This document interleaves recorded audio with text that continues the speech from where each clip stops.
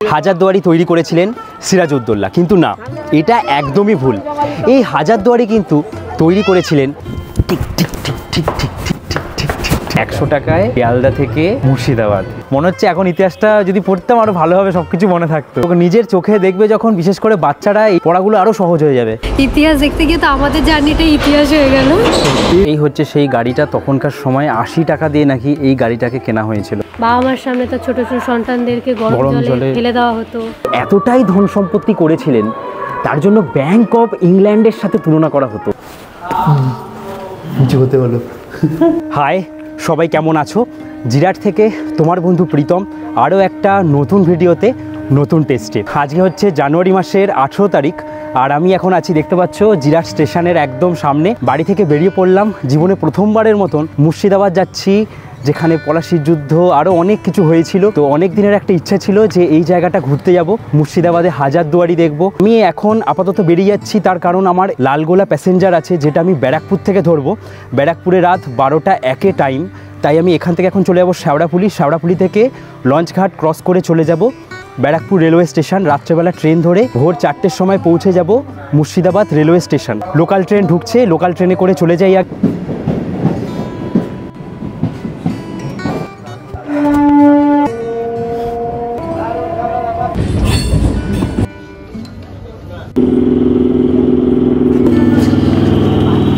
নটার কাছাকাছি, আর এখন এসে পৌঁছালাম শেওড়াফুলি রেলওয়ে স্টেশন।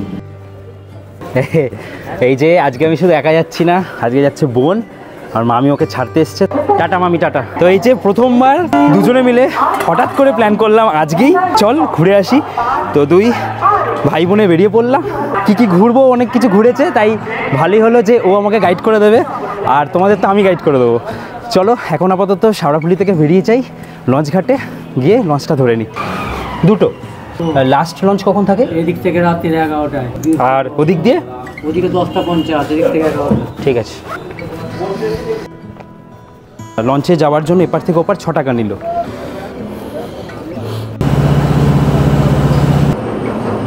এসে পৌঁছালাম ব্যারাকপুর লঞ্চঘাটে। এখান থেকে এখন অটো করে একদম স্টেশন চলে যাবো সোজা। 12টা 1 ট্রেন, 9:25 আমরা এসে পৌঁছালাম। ট্রেন আমাদের এখনও 2.5 ঘন্টা পরে। 5তলা মল পুরোটাই দাদা বৌদিতে এসেছি, বেশ ভালোই লাগছে। চলে এসছে এই আমাদের চিকেন বিরিয়ানি। ব্যারাকপুরে দাদা বৌদিতে এসে আজকে বিরিয়ানিটা খেয়ে তারপরে রাতের ট্রেন ধরবো। ভালোই একদম পেট পুজো হয়ে গেল। এবার স্টেশনে চলে যাই। প্ল্যাটফর্ম নাম্বার 2 and 3, 3 নম্বর এদিকে। 12টা 5 বেজে গেল, ট্রেনের টাইম চলে গেল 12টা 7। Where is my train? কি দেখাচ্ছে?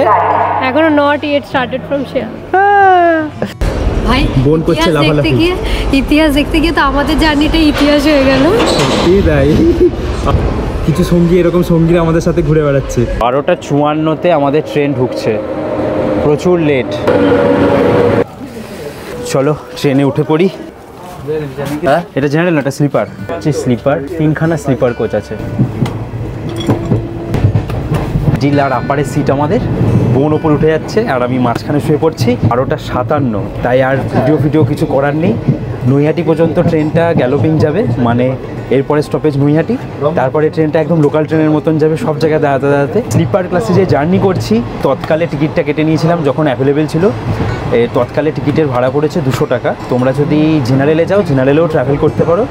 জেনারেলের টিকিটটা তোমরা ইউটিএস দিয়েও কেটে নিতে পারো। আর তোমরা যারা আগে থেকে টিকিট কেটে রাখবে, তাদের তো 100 টাকায় কাজ মিটে যাবে। মানে 100 টাকায় শিয়ালদা থেকে মুর্শিদাবাদ। এই হচ্ছে আমাদের ইন্ডিয়ান রেলওয়েজ। তো প্রথমে আমি সবসময় বলি যে ইন্ডিয়ান রেলওয়েজকে থ্যাঙ্কস জানাই, তো কম টাকায় আমরা ট্রাভেল করতে পারি। সময় আপডেট 5টা 16, বোন নামছে, আমরা সবাই উঠে পড়েছি ফাইনালি। এই প্রথমবার, অনেকবার ভেবেছি আসবো করে আসা হয়নি। একটু ওয়েট করে যাব, তারপরে স্টেশনের বাইরে থেকে কিছু নিয়ে নেব। সকাল সকাল চলে এসেছি এই মুর্শিদাবাদ। নবাব মুর্শিদ কুলি খাঁ ওনার নামের সেই জায়গা, ছোটোবেলায় পড়েছিলাম ইতিহাসে। তবে যাদের এর পরের ট্রেন আছে, মানে এর পরে করসপন্ডিংয়ে যদি কোনো ট্রেন থাকে, তোমরা সেই ট্রেনগুলোতে করেও আসতে পারো। ট্রেন থেকে নামার পর এটা হচ্ছে 1 নম্বর প্ল্যাটফর্ম। আমাদেরকে এই পাশে চলে যেতে হবে। 1 নম্বর প্ল্যাটফর্মের ঠিক এখান থেকে আমরা এখন বাইরে বেরিয়ে যাব। মুর্শিদাবাদের একদম 1 নম্বর প্ল্যাটফর্মের। তো এদিক থেকে আমরা বেরিয়ে যাব।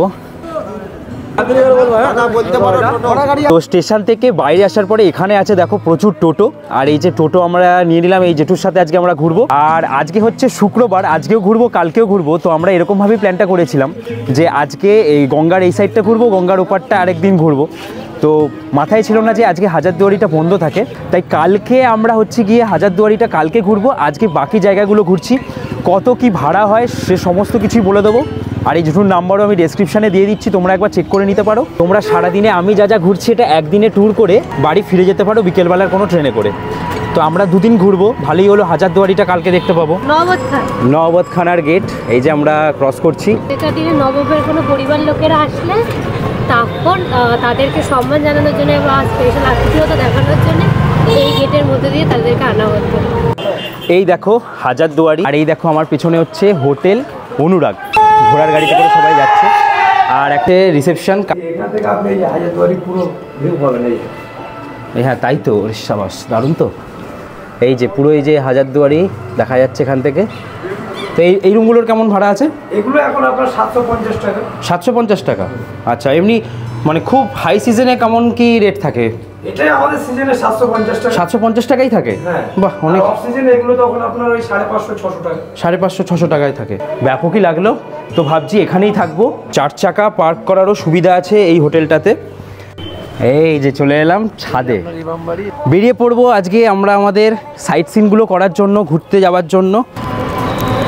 এসে পৌঁছালাম আমরা আমাদের প্রথম পয়েন্ট, এই হচ্ছে জাহান কোষা কামান। এটা 5 মিটার লম্বা আর 7 টন হচ্ছে গিয়ে এর ওজন নাকি। শাহজাহানের রাজত্বকালে সুবাদার ইসলাম খাঁর আদেশে 1637 খ্রিস্টাব্দে এটা তৈরি হয়েছিল। একবার কামানটাকে ইউজ করলে পরে 17 কেজি বারুদ লাগতো। অনেক কিছু জানা গেল। এইবার যাচ্ছি আমরা কাটরা মসজিদ। মুর্শিদাবাদের সব থেকে গুরুত্বপূর্ণ একটা জায়গায় এলাম, যার নামেই হচ্ছে এই মুর্শিদাবাদ। আর এই দেখো এখানে লেখা আছে কাটরা মসজিদ, দেখতে কোনো পয়সা লাগে না। বাহ। আমরা এলাম আমাদের দ্বিতীয় পয়েন্ট কাটরা মসজিদ, যেখানে আছে 300 বছরের পুরনো বাংলা বিহার উড়িষ্যার প্রথম স্বাধীন নবাব মুর্শিদ কুলি খাঁয়ের সমাধি। 300 বছর আগে এই মসজিদ ইসলামিক লার্নিং সেন্টার হিসেবে ব্যবহার করা হতো। আর দেওয়ালের বাইরে যে উল্টো টিগুলো দেখা যাচ্ছে, এগুলোতে প্রদীপ জ্বালানোর জন্য ব্যবহার করা হতো। মসজিদের দুপাশে যে দুটো স্তম্ভ আছে, এগুলোকে ওয়াচ টাওয়ার হিসেবে ব্যবহার করা হতো শত্রুপক্ষ থেকে রক্ষা পাওয়ার জন্য। কাটরা শব্দের অর্থ হচ্ছে বাজার। 300 বছর আগে নবাব মুর্শিদ কুলি খাঁয়ের নির্দেশে এখানে সপ্তাহে 3 দিন বাজার বসত, তাই এই জায়গাটার নাম ছিল সবজি কাটরা মস্ক। হতে বলো। এই সাবাস, ভেতরটা খুব সুন্দর। নবাব মুর্শিদ কুলি খাঁ বহুমুখী পরিকল্পনা নিয়ে মক্কার কাবা মসজিদের অনুকরণে এই মসজিদটি তৈরি করেছিলেন, যার মধ্যে ছিল নামাজ পড়ার জন্য চাতাল, বিশ্রাম করার জন্য মুসাফিরখানা, পালানোর জন্য সুড়ঙ্গ আর প্রতিরক্ষার জন্য দুর্গ। আর নামাজ পড়ার জন্য আছে 2000 জনের আসন, যেগুলোর প্রত্যেকটারই ডিজাইন আলাদা। এই মসজিদ নির্মাণের কাজ 1723 থেকে 1724 খ্রিস্টাব্দের মধ্যে সম্পন্ন হয়েছিল। মসজিদের গায়ে বেলজিয়ামের কাচের কাজ ছিল। চাঁদের আলোয় মসজিদ ঝলমল করে উঠত, কিন্তু ইংরেজরা সেই সমস্ত কাজ নিয়ে চলে যায় পরবর্তীকালে। ইংরেজরাই পারে এসব করতে। ইংরেজরা এখানেও নিয়ে গেছে, দিল্লিতেও যখন তোমাদের দেখিয়েছিলাম তখনও নিয়ে গেছে। 1727 সালে তার মৃত্যু ঘটে। মারা যাওয়ার আগে বলেছিলেন যে তিনি যদি জীবনে কোনো পাপ কাজ করে থাকেন, তাহলে সেই পাপের প্রায়শ্চিত্ত করার জন্য তাকে এমনভাবে কবর দেওয়া হোক যাতে তার উপর দিয়ে হাজার হাজার মানুষ পাড়িয়ে যায় এবং তাদের পায়ের ধুলোয় যেন তার পাপের নিবারণ ঘটে। আমরা এই জায়গাটা দিয়ে এলাম, আসার পরে এখান থেকে আমরা এখন যাব এই সমাধিটা দেখতে। দেখি, এই হচ্ছে প্রথম স্বাধীন নবাব মুর্শিদ কুলি খাঁয়ের ইচ্ছাকৃত সমাধি। আমরা যেখান দিয়ে হেঁটে এলাম সেটি আগে ছিল লোহার তৈরি চাতাল, যাতে মানুষের পায়ের ধুলো সরাসরি ওনার সমাধির উপরে পড়ে। কিন্তু পরবর্তীকালে ইন্ডিয়ান আর্কিওলজিক্যাল সার্ভের আন্ডারে আসার পরে চাতালটি সিমেন্টের তৈরি করা হয়েছে। এইখানে হচ্ছে কঠিন তোমাকে ছাড়া একদিন, সোমের বোঝে না সে বোঝে না, আর এই গানের শুটিং এই জায়গাতেই হয়েছিল। এবার আমরা আমাদের থার্ড পয়েন্ট যাচ্ছি কাঠগোলা প্রাসাদ। চলে এসছি আমরা এই কাঠগোলা প্রাসাদের একদম গেটে। এটা 30 টাকা প্রতিজন হিসাবে। ভিতরে কী কী দেখতে পাবো? কাঠগোলা বাগান, প্যালেস মিউজিয়াম, সুড়ঙ্গ পথ, পুকুর, নাচমহল, জৈন মন্দির। এই জায়গাটা নাকি কিনেছিল লক্ষ্মীপদ সিং দুগড়। লক্ষ্মীপদ, জগপথ, মহিপদ আর ধনপদ, এই ছিল 4 ভাই, আর এই 4 ভাই নাকি ছিল লুটেরা। এরকমই 4 জনের মূর্তি চারদিকে আছে। ওফ, দেখো জায়গাটা দেখো সুন্দর। প্রথমেই তোমাদেরকে বাঁদিকে যদি চলে আসি, এই যে জায়গাটা দেখছো এই গুপ্ত সুড়ঙ্গ, তো এই সুড়ঙ্গটা হচ্ছে সেই জগৎ শেঠ যিনি ছিলেন এখানকার সবথেকে বড় ধনকুবের যাকে বলা হতো, ওনার আদিবাড়িতে যাওয়ার জন্য এই ছিল রাস্তা। এখানে একবার নাকি একটা বাচ্চা ভেতরে ঢুকে গেছিলো, তো কিছুটা যেটুকু জানলাম যে জল নাকি চলে এসেছিলো, ভাগীরথীর জল, তারপরে নাকি সে মারা যায়। এই হচ্ছে সুড়ঙ্গ পথটা, আর এই পাশে এই হচ্ছে একটা চিড়িয়াখানা, রঙিন মাছ আছে, এই যে ম্যাকাও এখানে।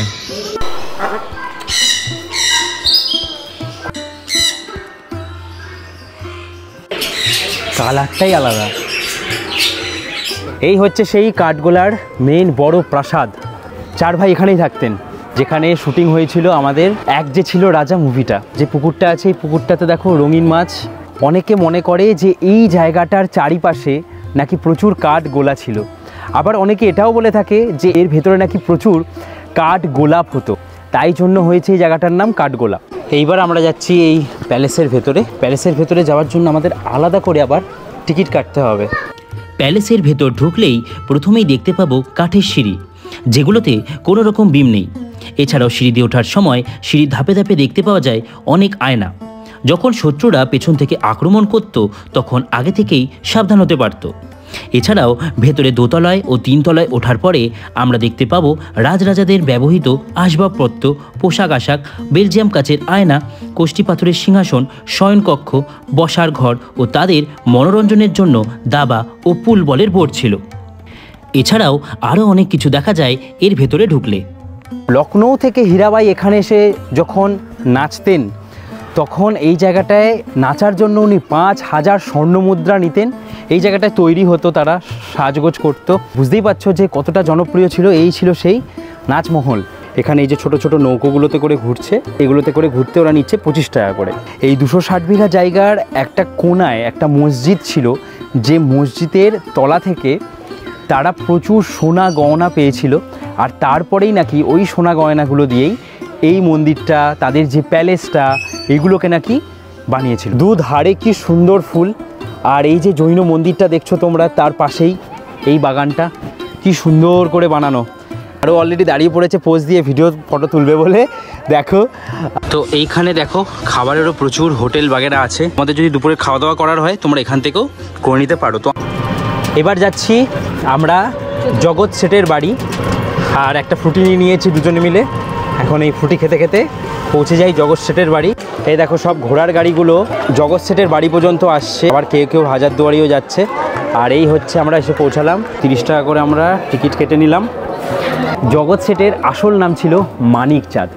মানিক চাঁদ যখন এখানে ব্যবসা করতে আসে এই বাংলা, তখন এখানের যে মুঘল সম্রাট ছিল, যার নামে এই মুর্শিদাবাদ, মুর্শিদ কুলি খাঁ, ওনার প্রিয় পাত্র হয়ে ওঠেন। আর তারপরে রাজস্ব আদায়ের দায়িত্ব পেয়ে যান এই মুর্শিদাবাদে। তখন থেকে ওনার ধন সম্পত্তি আরও বৃদ্ধি পায়। আর তখন মাহমুদ শাহ বলে মুঘল সম্রাট যিনি ছিলেন, তখন উনি ওনাকে উপাধি দেন জগৎ শেঠ নামে।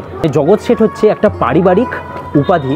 এতটাই ধন সম্পত্তি করেছিলেন, তার জন্য ব্যাংক অফ ইংল্যান্ডের সাথে তুলনা করা হতো। আর উনি ইংরেজদেরকে এই যে বিভিন্ন রকম যুদ্ধগুলো হতো, যুদ্ধের সময় টাকা যোগান দিত। এখানেই জগৎ শেঠের বাড়িতেই আসতো ওই সেই সুড়ঙ্গ পথটা দিয়ে, যেখানে হচ্ছে কাঠগোলার যে ওই সুড়ঙ্গ পথটা দেখলাম, প্রাসাদ, লক্ষ্মী মন্দির।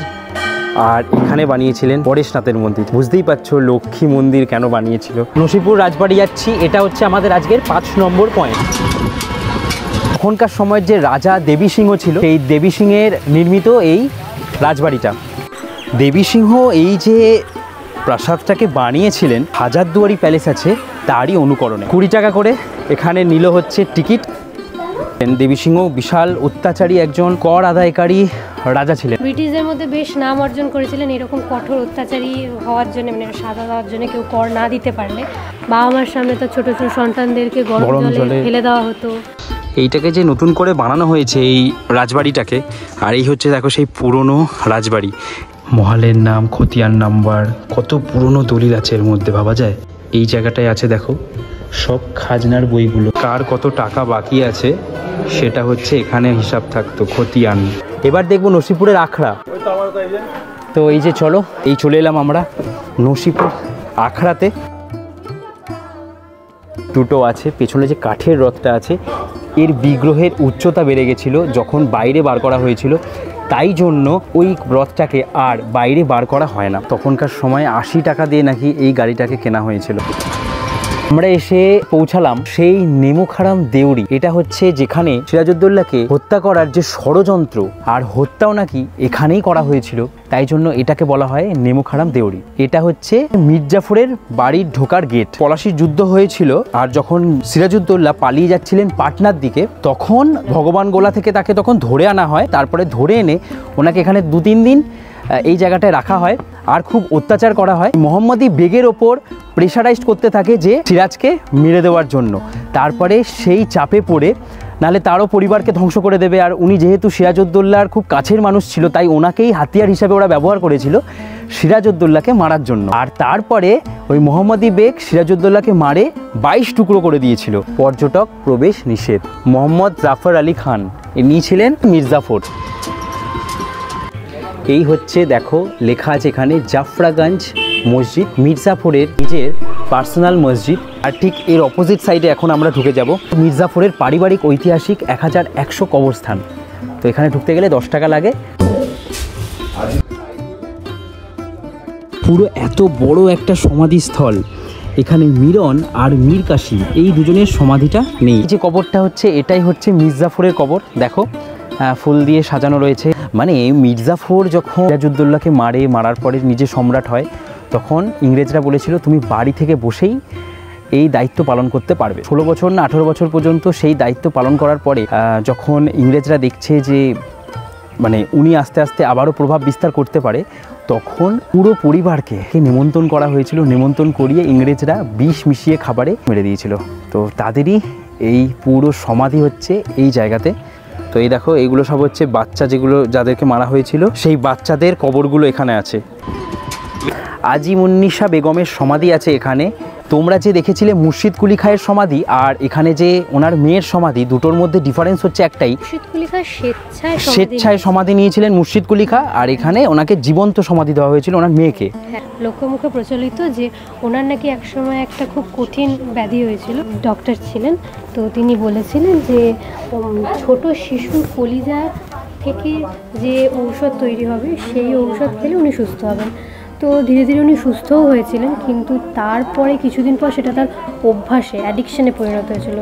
তো উনি এরকম ছোট ছোট শিশুকে মেরে তার কলিজা খেতেন। শিশু হত্যার অপরাধে তাকে জীবন্ত কবর দেওয়া হয়েছিল, এবং তার বাবার ন্যায় তাকেও এমনভাবে কবর দেওয়া হয়েছিল যাতে মানুষের পদধূলি তার কবরের উপর পড়ে এবং তাতে তার যেন কিছু পাপ ক্ষয় হয়। এই পাড়ের শেষ পয়েন্ট ঘোরা হয়ে গেল। সময় আপডেট হচ্ছে দুপুর 2:53। এবার পেটের ভেতর চোঁচো করছে, প্রায় সব কটা জায়গায় আমরা দেখে ফেলেছি। এই দেখো এখানে হচ্ছে হাজারদুয়ারির একদম পেছন দিকটা, এখানে এখন আমরা খাওয়া দাওয়া করে নেব। এই যে চলে এলো আমাদের খাবার। ওরে বাপরে, মেনুতে কত কিছু দিয়েছে দেখো। ভাত, আলু ভাজা, বেগুন ভাজা, এখানে একটা 5 মিশালির তরকারি, এটা আলু ফুলকপি, চাটনি, স্যালাড, ডাল। আর ওরটা যদি বলি 60 টাকা দাম। দেখো আলু পরোটা কত বড়, বাপরে। এই থালিটার দাম নাকি 100 টাকা। অবিশ্বাস্য। দেখো এই দেখো লেখা আছে স্পেশাল ভেজ মিল বাসমতি 100 টাকা। বাসমতি চালের ভাত পরিষ্কার, দুর্দান্ত, 100 টাকার অবিশ্বাস্য খাবার। এই চলে এলো আমাদের ডিম কারি, খুব সুন্দর ডিম কারি, 2খানা ডিম দিয়ে 30 টাকা। দেখেই মনে হচ্ছে খুব টেস্টি হবে। তো এই হোটেলে বেশ ভালোই খাওয়া দাওয়া করলাম। সময় হচ্ছে 3:30। দেখো কত বড় একটা নৌকো। ওপারে গিয়ে এখন আমরা খোশবাগ ঘুরতে যাচ্ছি। এই ফেরিঘাটটার নাম হচ্ছে শাহনগর ফেরিঘাট। আমাদের টোটো আসছে, একবার এখান থেকে উঠে পড়বো। হেভি সিস্টেমটা। টোটো সমেত আমরা দুজন 70 টাকা ভাড়া নিল ঘাট পেরোনোর জন্য। এই যে চলে এলাম আমরা Khushbagh, the garden of happiness. না, এন্ট্রি ফি লাগে না। গার্ডেন অফ হ্যাপিনেস বা খোশবাগ। প্রায় 7.5 একর জমির ওপরে এই জায়গাটাকে নির্মিত করা হয়েছিল দিল্লির যে জামা মসজিদ আছে সেই জামা মসজিদের অনুকরণে। খোশবাগ ঢুকেই প্রথমে যে কবরটি দেখতে পাবেন সেটি হলো আলীবর্দী খাঁ স্ত্রী ও সিরাজের দিদা সারফুন্নেসা বেগমের।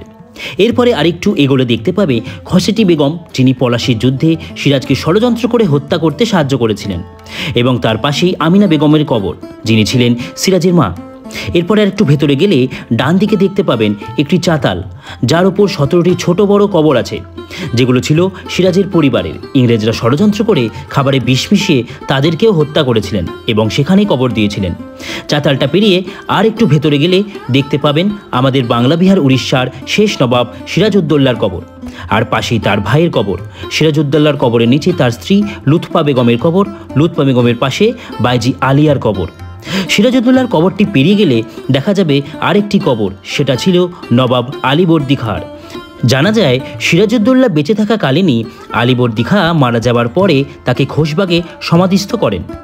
পায়ের নিচে আরেকটি ছোট্ট কবর দেখতে পাওয়া যায়, যেটি ছিল সিরাজউদ্দৌলার 5 বছরের মেয়ের কবর, যাকে মির্জাপুরের ছেলে মিরন ভাগীরথীর জলে চুবিয়ে মেরে দিয়েছিলেন।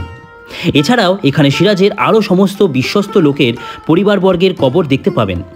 এই সমস্ত কবর পেরিয়ে সোজা চলে গেলে একটি মসজিদ দেখতে পাবেন, যা আলীবর্দী খাঁ বানিয়েছিলেন নামাজ পড়ার উদ্দেশ্যে, এবং এমনভাবে এটা নির্মাণ করেছিলেন যাতে তিনি নামাজ পড়তে বসে পিছন দিকে ঘুরে তাকালে একদম সোজা দরজা অবধি দেখা যায়, যাতে শত্রুপক্ষ তাকে আক্রমণ করতে আসলে তিনি আগে থেকেই সেই বিষয়ে অবগত হতে পারেন। এই জায়গাটায় এসে ইতিহাস বইয়ের প্রতি ভালোবাসাটা আর একটু বেড়ে গেল। মনে হচ্ছে এখন ইতিহাসটা যদি পড়তাম আরও ভালোভাবে সব কিছু মনে থাকতো। নিজের চোখে দেখবে যখন, বিশেষ করে বাচ্চারা, এই পড়াগুলো আরও সহজ হয়ে যাবে। এসে পৌঁছালাম 51 সতীপীঠের এক পীঠ হচ্ছে এই কিরিটেশ্বরী মাতার মন্দির। এখানে নাকি মাথার মুকুট পড়েছিল এই কপাল সমেত, তো এই জন্য এই জায়গাটা পুজো করা হয় 51 সতীপীঠের একটা পীঠ হিসাবে। এই যে এইটা ছিল আগে পুরনো মন্দির। এই এলাম আমরা শ্রী শ্রী কিরিটেশ্বরী মাতার গুপ্ত মন্দিরে। সতীপীঠ যে মন্দিরটা দেখালাম, ওখানে যে সোনা দানা, সোনা গহনা যা যা ছিল, ওগুলোকে রক্ষণাবেক্ষণ করার জন্য এনে এইখানে লুকিয়ে রাখা হতো। তাই জন্য এই মন্দিরটার নামের শেষে আছে গুপ্ত মন্দির। সব কটাকেই প্রথমে মন্দিরই ভাবছি, এটা হচ্ছে টয়লেট। এই এসে পৌঁছালাম আমরা জগৎবন্ধু ধাম। দেখো একটা জৈন মন্দির আছে জানিস, কলকাতার জৈন টেম্পল, হ্যাঁ ওইটার মতন কিছুটা লুকটা। হ্যাঁ, জৈন মন্দিরের মতন লুক। ফুলের শাড়ি আমরা কাঠগোলার ভেতরেও দেখেছিলাম, এই ফুলগুলোই কি সুন্দর লাগছে। এই মন্দিরের চূড়াটা দুর্দান্ত একটা পরিবেশ তৈরি করেছে এখানে। সময় আপডেট হচ্ছে প্রায় 5টা 50। অন্ধকার তো হয়ে গেছে, শীতকাল, কিছু করার নেই। তবে আমাদের সবকটা জায়গায় ঘোরা হয়ে গেল। যারা অন্য দিনগুলোতে আসবে তারা হাজারদুয়ারিটা আজকে করে নিলে, আর এই যে গঙ্গার এপারের যে জার্নিটা, সেটা তোমরা পরের দিন পুরোটা করতে পারো। সময় আপডেট হচ্ছে প্রায় 9টার কাছাকাছি, আর আমরা বেরিয়ে পড়লাম। আর এখনও হাজারদুয়ারি খুলবে, এখনও খোলেনি, তাই জন্য আমরা চলে এলাম এখন ওয়াসিফ মঞ্জিলে হাঁটতে হাঁটতে। এই সামনেই হচ্ছে দেখো ভাগীরথী হুগলি নদী, আর এই হচ্ছে ওয়াসিফ মঞ্জিল। এই ওয়াসিফ মঞ্জিলের আরও একটা নাম আছে, একে বলা হয় নতুন প্রাসাদ। ওয়াসিফ আলী মির্জা খান ওনার তত্ত্বাবধানেই এই জায়গাটা তৈরি করা হয়েছিল বহু বছর আগে। উনি এখানটা বাসভবন হিসেবে ব্যবহার করতেন। তো পরে সেটা আমাদের এই যে দেখো লেখাই আছে পশ্চিমবঙ্গ সরকার বলে লেখা আছে, গভর্নমেন্ট অফ ওয়েস্ট বেঙ্গল। তো তাদের তত্ত্বাবধানে আবার এই জায়গাটা হয়ে গেছে এখন একটা গ্যালারি টাইপের। টিকিট কত করে? 10 টাকা। এই হচ্ছে দেখো বেলজিয়াম কাচের একটা বিশাল বড় আয়না। Tick tick tick tick tick tick tick tick tick. এই যে লেখা আছে ক্যামেরা ভিডিও প্রহিবিটেড। খুব সুন্দর জায়গাটা, বিশেষ করে এই বেলজিয়াম কাজগুলো দেখা, এটা কাছ থেকে হেভি লাগছে, কালারফুল। ওয়াসিফ মঞ্জিল থেকে আমরা একটু এগিয়ে এসেছি, আর এখানে দেখো একটা, এটা হচ্ছে ঘন্টা মহল, আর এই হচ্ছে দক্ষিণ গেট হাজারদুয়ারির। ঘন্টা বাজাচ্ছে দেখো, 11টা বাজে, যেহেতু 11 বার ঘন্টা পড়বে। এই যে চলে এসছে আমাদের ড্রিম টোস্ট। ঢুকে পড়লাম এই প্রথমবার, দুটো। তো এখান থেকে টিকিট কেটে নিচ্ছে, দেখো লেখা আছে টিকিট মূল্য 25 টাকা। আমরা এবার ঢুকে পড়লাম এই হাজারদুয়ারিতে। মিউজিয়ামের ভেতর প্রবেশ করার আগে প্রত্যেকে মোবাইল ফোন সুইচ অফ। চলে এসেছি বহু প্রতীক্ষিত মুর্শিদাবাদের মেন আকর্ষণ এই হাজারদুয়ারিতে। অনেক দিনের ইচ্ছে ছিল, অনেকের ভিডিওতে দেখেছি, ইভেন আমার বোন ভিডিও করে দিচ্ছে, ও ছোটোবেলায় ঘুরে এসছে, মানে আজ থেকে অনেক বছর আগে ঘুরে এসছে। মানে বাংলার নবাবরা একের পর এক আসন চেঞ্জ হয়েছে। সুজাউদ্দিন, সরফরাজ খাঁ, আলীবর্দী খাঁ, আর সবশেষে সিরাজউদ্দৌলা। আর যখন 1757 সালে পলাশির যুদ্ধে পরাজিত হয়ে যান সিরাজউদ্দৌলা, তারপরে মির্জাফরকে বানানো হয় নবাব। এরপরে আবারও চেঞ্জ হয়, মির্জাফরের পরে তার ছেলে আসে মীর কাসিম, তারপরে আবারও মির্জাফর আসে। তো এইভাবে চেঞ্জ হতে হতে স্বাধীন শেষ সম্রাট ছিলেন সিরাজউদ্দৌলা, কিন্তু ব্রিটিশদের আমলের শেষ সম্রাট ছিলেন মির্জাফর। হাজারদুয়ারি এই যে জায়গাটায় অবস্থিত, এই জায়গাটাকে পুরো বলা হয় নিজামত কিলা বা কিলা নিজামত। হাজারদুয়ারি ছাড়াও তোমরা এখানে আসলে ইমামবাড়া দেখতে পারবে, চক মসজিদ দেখতে পারবে, ঘড়িঘর দেখতে পারবে। হাজারদুয়ারি তৈরি করেছিলেন সিরাজউদ্দৌলা, কিন্তু না, এটা একদমই ভুল। এই হাজারদুয়ারি কিন্তু তৈরি করেছিলেন নবাব নাজিম হুমায়ুন জা। আর ডানকান ম্যাকলিওন এই যে পুরো ডিজাইনটা আর পুরো বানানোর যে দায়িত্ব, সেই দায়িত্বটা উনি নিয়েছিলেন। আর ফাইনালি গিয়ে 1837 সালে এই জায়গাটার পুরো নির্মাণ কাজটা শেষ হয়। এরিয়াটা হচ্ছে প্রায় 41 একর জায়গার মধ্যে। বুঝতেই পারছো কতটা বড় জায়গা নিয়ে হচ্ছে আমাদের এই হাজারদুয়ারির এরিয়াটা। বলা হয় যে টোটাল 1000খানা দরজা আছে, তো এই 1000খানা দরজা নিয়েই তৈরি হয়েছে এই হাজারদুয়ারি। তবে তার মধ্যে 100খানা দরজা আছে এমন যেগুলো হচ্ছে পুরোটাই ফলস। তার কারণ হচ্ছে একটাই, যদি কোনো রকমভাবে শত্রুপক্ষ এসে অ্যাটাক করে তাদেরকে কনফিউজ করার জন্য এই ব্যাপারটাকে তৈরি করা হয়েছিল। এই জায়গাটার পরে নাম হয়েছে হাজারদুয়ারি, কিন্তু এই জায়গাটার প্রথম নাম বাড়াকুঠি বা পরকুঠি। এখান থেকে এলাম বা এখান থেকে এলাম, যে কোনো একটা জায়গা দিয়ে তোমরা ঢুকলে। আর এই যে নিচের অংশটা দিয়ে আমরা এখন যাব ভেতরে, আর উপরের অংশটা হচ্ছে বাহির পথ, উপর দিয়ে আমরা বেরিয়ে আসবো। তো চলো, ভেতরে তো আর ভিডিও করা যায় না।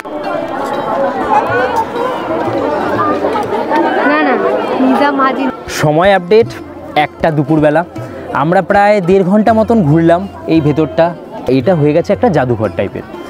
আর এই জাদুঘরের কথা যদি বলি, এখানে গেলে তোমরা কী কী দেখতে পাবে? এখানে গেলে তোমরা দেখতে পাবে নবাবদের ব্যবহৃত ও ইংরেজদের ব্যবহৃত কিছু জিনিসপত্র রাখা আছে। ইংরেজদের পোশাক আশাক দেখলাম, নবাবদের পোশাক আশাক দেখলাম, কিছু ওদের বাসনপত্র দেখলাম, মানে রূপো সোনার কত রকমের যে বাসনপত্র দেখলাম সে তোমাদের বলে বোঝাতে পারবো না। আরও দেখলাম যে সিরাজউদ্দৌলাকে যে মোহাম্মদী বেগ চাকু দিয়ে হত্যা করেছিল সেগুলো ওখানে রাখা আছে। এই হাজারদুয়ারি সকাল 9টা থেকে বিকেল 5টা পর্যন্ত খোলা থাকে। তবে আমি যেভাবে বললাম তোমাদেরকে যে হাজারদুয়ারি তোমরা প্রথমে ঘোরো, প্রথমে ট্রেন থেকে নামার পরে হাজারদুয়ারি ঘুরে তারপরে বাকি যে সাইট সিনগুলো আছে সেইগুলো ঘুরে আরামসে বিকেল 5টা বা 7টার দিকে ট্রেন ধরে শিয়ালদা পৌঁছে যেতে পারো। সবাই ছবি তুলতে ব্যস্ত। আর এই হচ্ছে সেই বাচ্চাওয়ালি কামান। কথিত আছে যে কামানটা যখন ইউজ করা হতো এত পরিমাণে বারুদ লাগতো, যখন কামানটা চলতো ওই কামানের আওয়াজে প্রসব হয়ে যেত, তো সেখান থেকেই তার নাম হয় বাচ্চাওয়ালি কামান। তো আমরা এসে এই যে পৌঁছালাম। এখন এটা হচ্ছে মুর্শিদাবাদেরই শিয়া মুসলিম ধর্মসভা হল। ইমামবাড়া হচ্ছে 1740 খ্রিস্টাব্দে নবাব সিরাজউদ্দৌলার সময় নির্মিত হয়েছিল। 1842 থেকে 1846 সালে একটা অগ্নিকাণ্ড হয়েছিল। সেই অগ্নিকাণ্ডের সময় এই জায়গাটায় পুরো অগ্নিদগ্ধ হয়ে মানে পুরোই নষ্ট হয়ে গেছিলো। তারপর 1847 খ্রিস্টাব্দে নবাব মনসুর আলী খান এটাকে আবার পুনর্নির্মাণ করেন। তো আমরা ভেতরে ঢুকতে পারবো না, কারণ মহরমের দিনগুলোতেই খোলা থাকে। ইমামবাড়াটা 3টে সমচতুর্ভুজ অংশে বিভক্ত আছে আর প্রায় 6.5 লক্ষ টাকা ব্যয় করে তৈরি করেছিলেন। আর ঠিক এর মাঝখানটায় রয়েছে এই ঘড়িঘরটা। এখানের ঘোরা হয়ে গেল হাজারদুয়ারি বেশ 2-2.5 ঘন্টার মধ্যে ভালোই ঘুরে নিলাম। এবার আমরা এখান থেকে বেরিয়ে যাচ্ছি। এখানে আমরা এখন খাওয়া দাওয়া করে তারপরে চলে যাব স্টেশনে। স্টেশনে হচ্ছে 2:30টার সময় ট্রেন, ওই ট্রেনটা ধরে একদম বাড়ি। আমরা যে হোটেলে আগের দিন খেয়েছিলাম ওখানেই খাওয়া দাওয়া করব, করে একদম স্টেশনে তোমাদের সাথে গিয়ে দেখা হচ্ছে।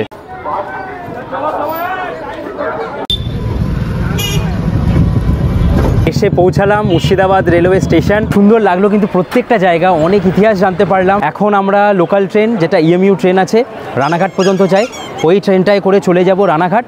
আর তোমাদের যাদের হাজারদুয়ারি এক্সপ্রেস আছে ওই ট্রেনে করে চলে যেতে পারো, তাহলে তোমরা মতিঝিলটা ঘুরে নিতে পারো। আজকের মতন ভিডিওটা এখানেই শেষ করছি। তোমরা ভালো থাকো, খুব ভালো থাকো, আরও ভালো থাকো। দেখা হচ্ছে পরের ভিডিওতে। চলো তাহলে, বাই। তবে আমি থাকবো, ও থাকবে না পরের ভিডিওতে। চলো, বাই।